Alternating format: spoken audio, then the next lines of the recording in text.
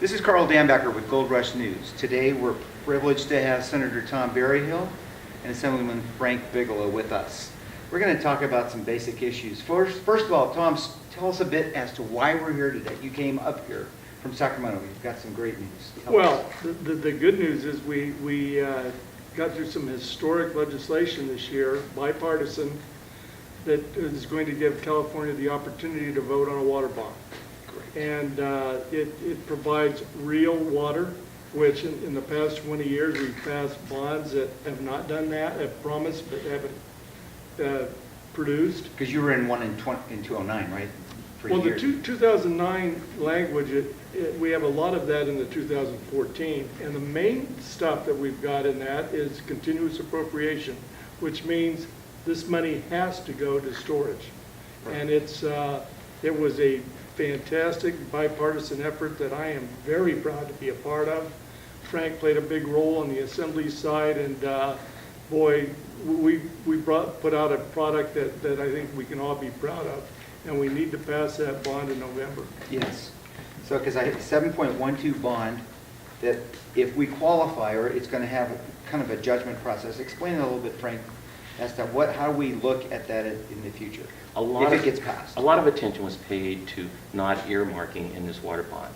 So that meant everybody has a fair chance at submitting a project and getting it qualified. So it would meet into the ranking scores on what level it would fall into for 1, 2, 3, 4, 5 as far as projects goes.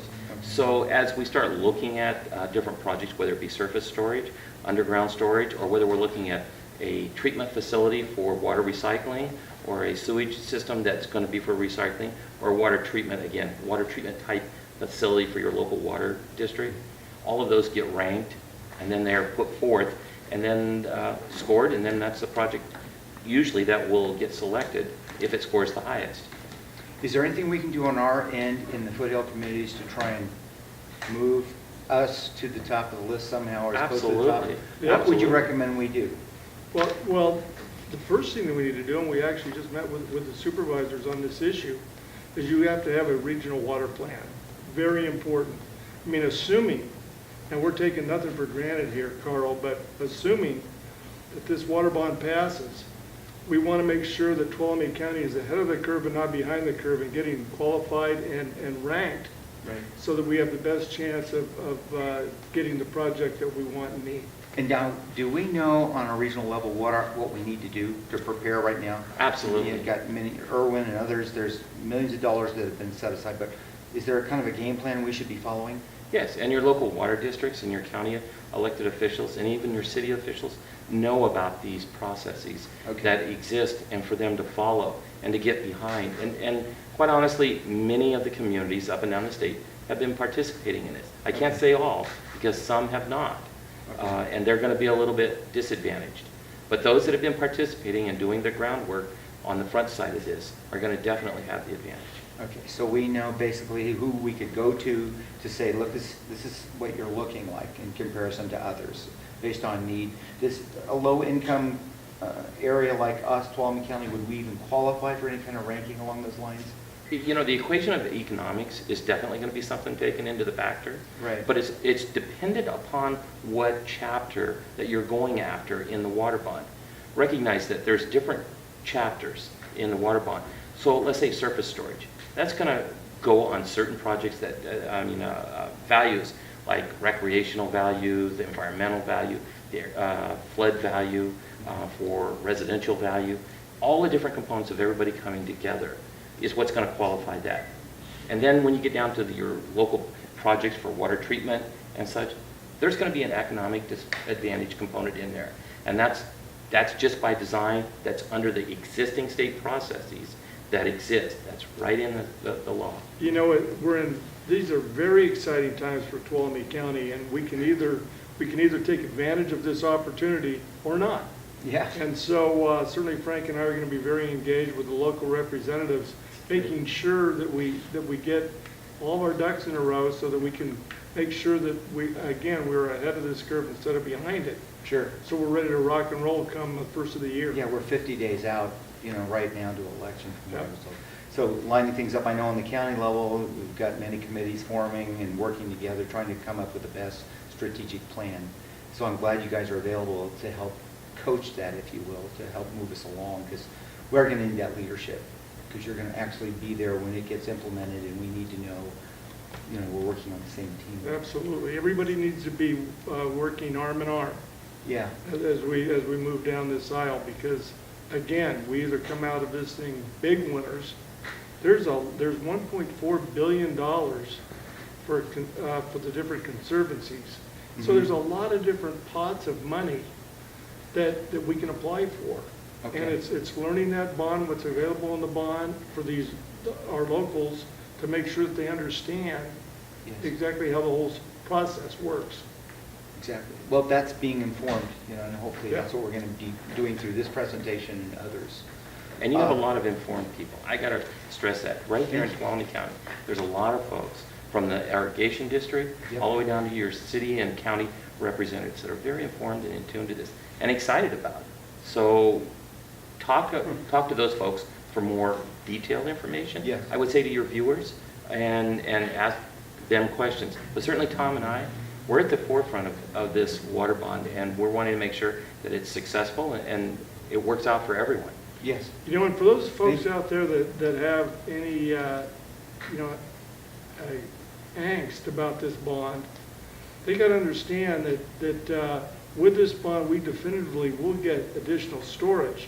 But if we don't pass this bond, which is also definitive, we're not going to have any storage.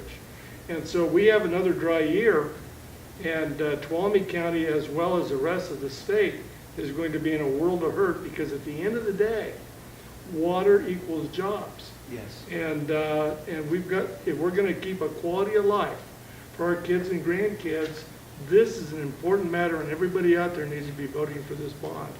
So we need everyone to turn out on Election Absolutely. Day. Without a Absolutely, doubt. because it isn't just the storage. Remember, Right. the recycling water, the treatment of water facilities, the water treatment facilities, that's going to be important for us. And as Tom talked about, when we talk about conservancy money, sometimes we relate that to previous bonds where there were dollars that went into environmental programs. Yeah. But this is going to be money that's going to go to help manage our forests and do good things for us that have beneficial value for us to have a more holistic approach in delivering our water. Well, we know we have many forums that are coming up in the next few days, actually a few weeks, that are going to be generally available to the public through TUD, candidacies that are going to be fully vetted as to what we would like them to do. We're going through it, as you may or may not know, our general manager has already put in the word that he's retiring. So in our particular community, we have a serious need for the best people to step forward and then plug into the process and become proactive in that. We have one I know of that we're hosting October 9th, which is the last one that we know of that's going to be available before people vote. So we want them to bring their ballot, so when they listen to who's working with TUD or who will be on the board. But then on the state level, you've got from the state agencies all the way down to us, that's all going to have to work in lockstep, some in sync process. That's why we look to you as leaders for us to represent us on that. Well, both Frank and I work very closely on a bipartisan basis Yes.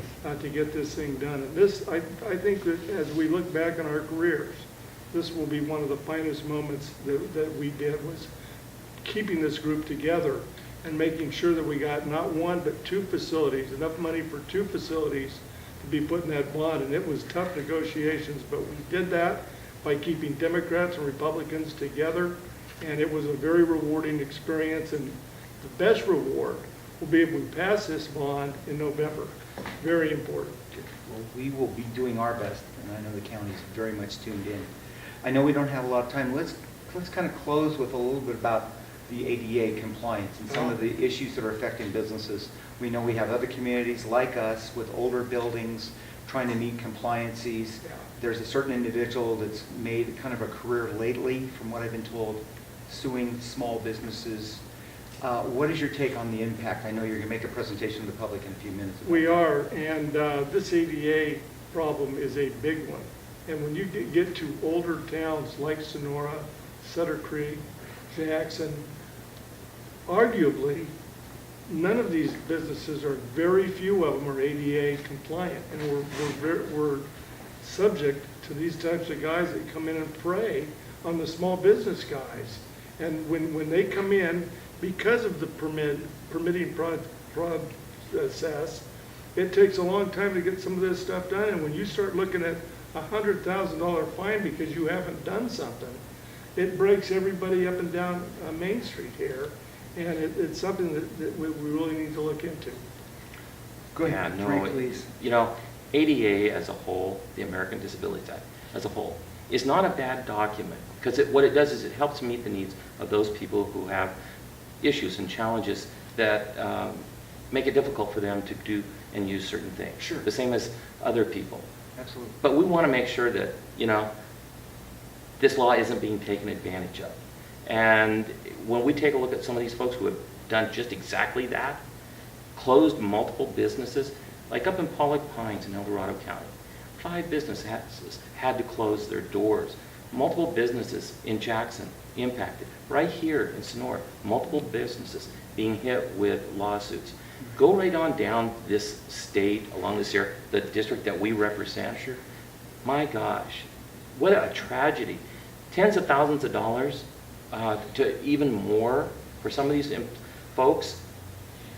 They can't stand it, so they wind up closing their doors. That means people are losing their jobs. We're losing a vital service in communities, a host of things. And so that's why we were taking the bull by the horn and trying to help resolve this issue. And the goal tonight is to inform. And we're hoping that a lot of the small businesses here in Sonora show up tonight. So we've actually got a very good panel that's going to explain what you can and should be doing to get it as close to compliance as they can.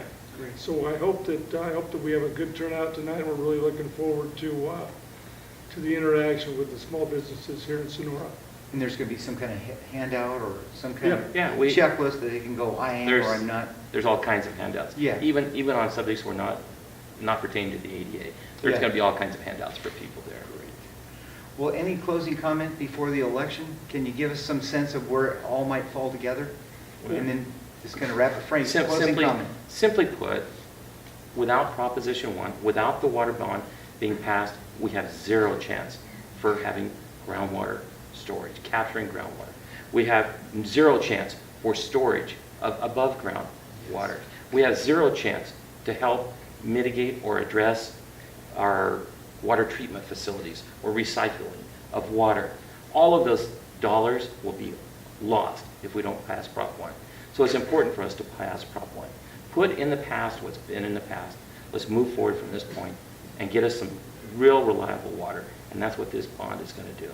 Yeah, everybody out there has to understand that it's been 40 years since we've built any true storage. 40 years. And we've got infrastructure for 17 million people. There's going to be 50 million people in the next 10 years or so. Yes. So this is a really important opportunity for not only people in Tuolumne County, but all up and down California to change a way of life and give the quality of life that we were lucky enough to have growing up. And it's an opportunity that we just can't miss, and everybody needs to be out there voting. Well, on behalf of Gold Rush News, we want to thank Senator Bigelow, Senator Berryhill for joining us, and we wish you well in your efforts in representing our region. Absolutely. Thank you for joining us. Thank you. Thanks for having us.